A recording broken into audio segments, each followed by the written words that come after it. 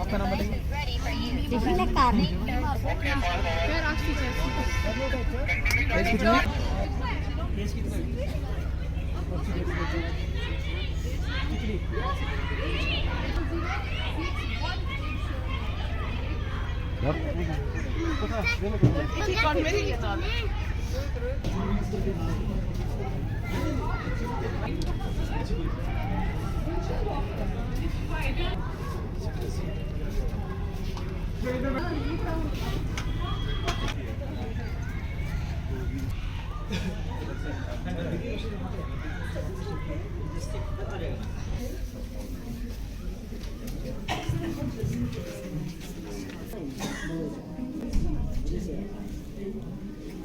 ऐसा होता है, नसीम बहारा में निखत न होती अगर बज़्म में इंसान में औरत न होती, ख्यालों की रंगीन जन्नत न होती, सितारों के दिलकश फसाने न होते, बहारों की नाजुक हकीकत न होती। इनके सेहत के बारे में बात करने के लिए जमा हुए हैं।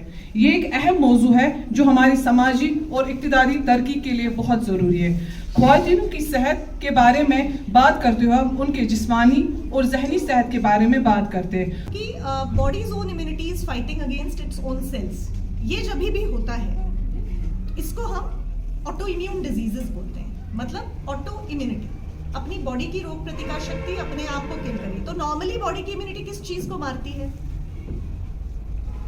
बॉडी की जो अपनी इम्यूनिटी होती है किस चीज को मारना चाहिए उसमें? अब मर्दों को ये बीमारियां नहीं होती, मर्दों को भी होती हैं, पर हम औरतों पे क्यों फोकस करना चाहते हैं? तो ज्यादातर जो भी रूमेटोलॉजिकल बीमारियां हैं या एक सिर्फ आपको घुटने में हो रहा है से लेके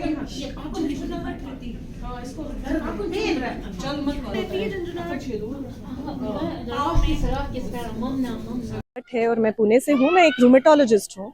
तो यहाँ पे मैं इसलिए आई हूँ कि जो अपने औरतों में, ख़वातीनों में जिस प्रकार की जोड़ों की दर्द की समस्याएं होती हैं, रूमेटोलॉजिकल इलनेसेस जिसे बोलते हैं, उसके बारे में अवेयरनेस बहुत कम है। लोगों को पता ही नहीं है कि रूमेटोलॉजी क्या होता है, हम किस किस्म के डॉक्टर हैं। और ये जो बीमारियां हैं ना, जोड़ों तक केवल सीमित नहीं होती हैं, ये सिस्टमिक भी हो सकती हैं, यानी कि पूरे शरीर को भी इन्वॉल्व कर सकती हैं। मतलब हार्ट हो गया, लंग हो गया, लिवर, किडनी, ब्रेन तक में जा सकती हैं और जानलेवा भी हो सकती हैं। तो ये बीमारियों के बारे में अवेयरनेस बहुत कम है सोसाइटी में इन जनरल। तो हमारे देश में ये बीमारियां बहुत ज़्यादा बढ़ के आ रही हैं। शायद हो सकता है पोल्यूशन की वजह से, वायरल इन्फेक्शंस की वजह से होगा। और यहाँ पे जो सर्दी का माहौल है ना, सर्दी में ये बीमारियां बढ़ जाती हैं। तो इसके बारे में अगर अवेयरनेस ही नहीं है तो लोग डॉक्टर के पास पहुंचेंगे कैसे? हमारा एक ऑर्गेनाइजेशन है, विमेन हेल्थ इन रूमेटोलॉजी ऑर्गेनाइजेशन। ये हमने लास्ट ईयर शुरू किया था। इसमें ख्वातीनों पे हम फोकस करते हैं, औरतों पे फोकस करते हैं, रूमेटोलॉजिकल इलनेसेस को लेकर फोकस करते हैं। बट केवल औरतें जो पेशेंट हैं उन पे नहीं, जो केयर गिवर्स हैं ना, जो इनके जिसे हम कहते हैं, जैसे कोई पेशेंट है घर में, तो बाकी जो सारे परिवार के लोग हैं वो हो जाते हैं केयर गिवर्स। तो इनके बारे में भी हम लोग को सोचना चाहिए। उन पे भी स्ट्रेस किस किस तरह के आते हैं, फाइनेंशियल स्ट्रेसेस होते हैं, इमोशनल स्ट्रेसेस होते हैं। आजकल हम लोग मेंटल हेल्थ अवेयरनेस को लेके बहुत कुछ कर रहे हैं, मेंटल हेल्थ इन रूमेटोलॉजी। सो इस बारे में भी मैं थोड़ा सा अवेयरनेस। तो मैडम, इस वक्त जो आप एक स्पेशल स्कूल में यहाँ फ्लैट फुट्स है, क्या इन फ्यूचर आप उनको लेकर कुछ कैंप कर सकते हैं? तो flat foot as such rheumatology से संबंधित नहीं है, ऑर्थोपेडिक्स से संबंधित ज़्यादा है। मतलब हमारे जो सर्जिकल कॉलीग्स हैं ना, वो आपको इस बारे में बेहतर बता पाएंगे। Thank you very much. How do you think what's in जो यहाँ पे आप ये awareness program? Precautions, I mean. Yes, very importantly diet and nutrition, positive thinking and exercise, ये 4 पिलर मैं बताना चाहूँगी।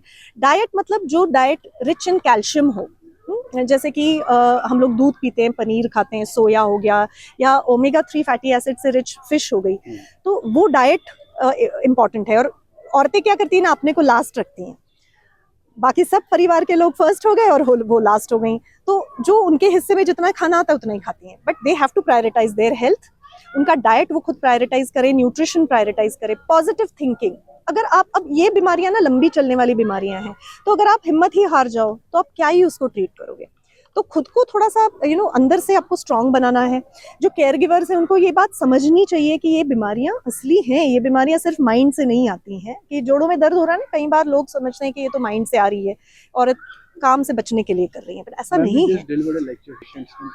I think all ladies really reacted wonderfully well to it, especially when I'm talking about keeping themselves last. I think that touched a chord, क्योंकि काफ़ी लोग ये experience करते हैं अपने घर पे।